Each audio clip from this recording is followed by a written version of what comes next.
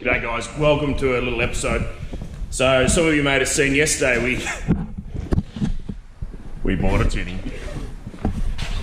Too good to pass up, couldn't say no.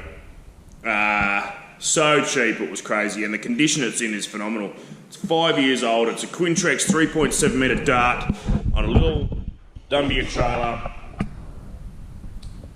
Perfect little roof topper.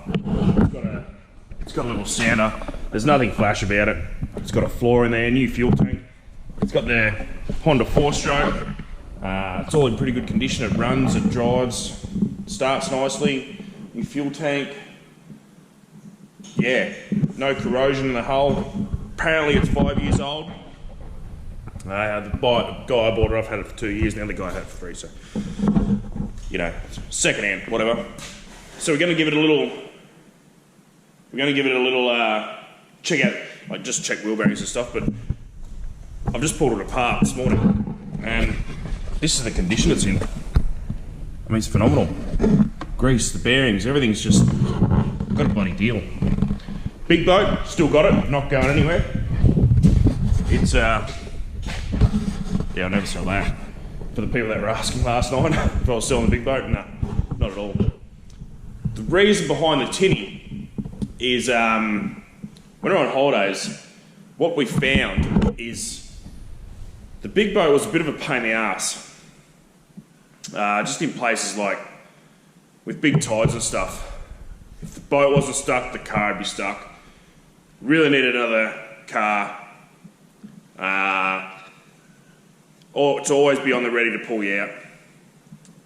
Just because we got stuck a couple of times and relying on other people, it gets hard. And you know, if you damage something of someone else's, it's not your mate. It starts getting a bit technical. So yeah, the reason for this is next year we're doing Cape York, Fraser Island. It'll be an 8-week trip.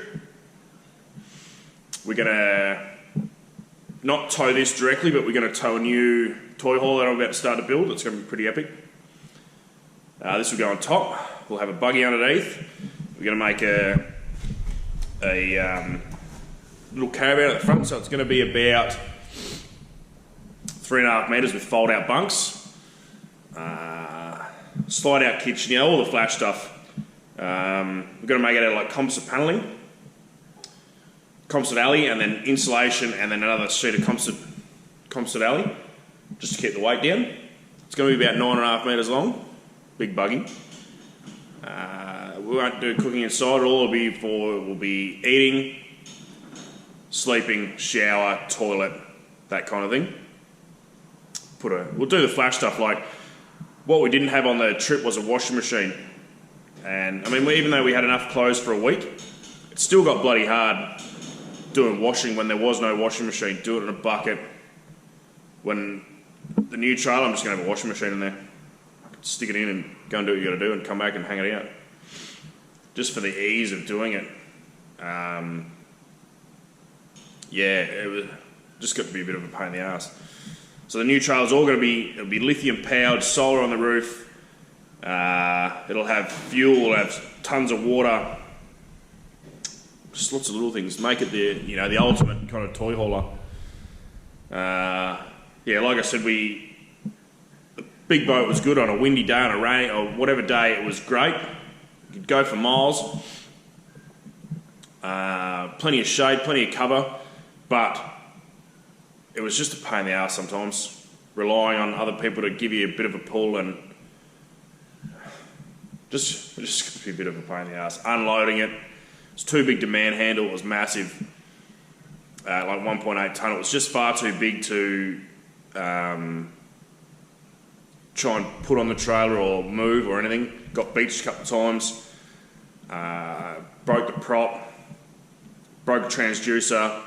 Shit just starts getting expensive, you know. Props $300, transducers $1,000. It just starts getting a bit crazy. So when this come up, we've already planned to build the trailer. It's going to be a next year thing. But when this come up, I definitely couldn't say no. Yeah. So, yeah, stay tuned for next year. Like I said, we're going to do Cape York, Fraser Island, 8 weeks. It's going to be pretty epic. Going to do the old coach road, the telegraph track, everything.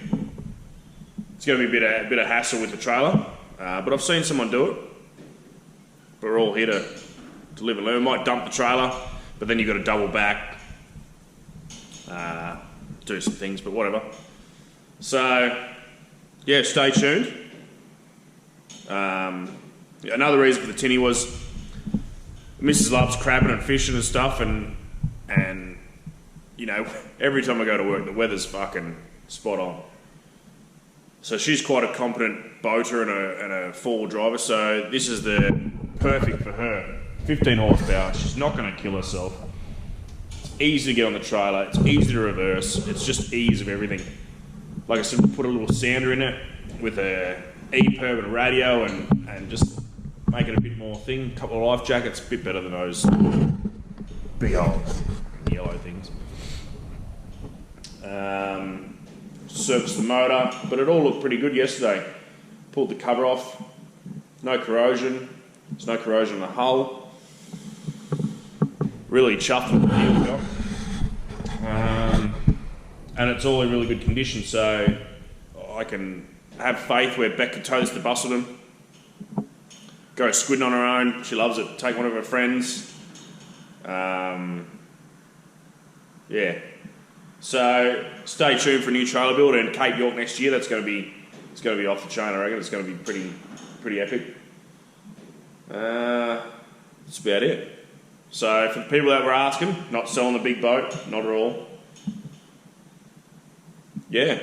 So stay tuned. We'll do some progress photos when we build a trailer. I'm not going to do a build video. I can't be bothered. It was just too much hard work.